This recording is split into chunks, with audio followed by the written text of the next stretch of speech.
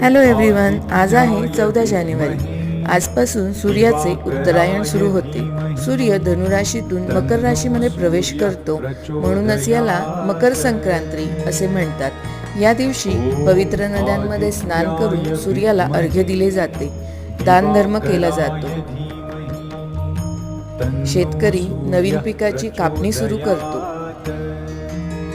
असे म्हणतात, सूर्याची उष्णता आजपासून तिळातिळाने वाढते, म्हणूनच तिळगुळाचे सेवन करण्याचे विशेष महत्त्व आहे।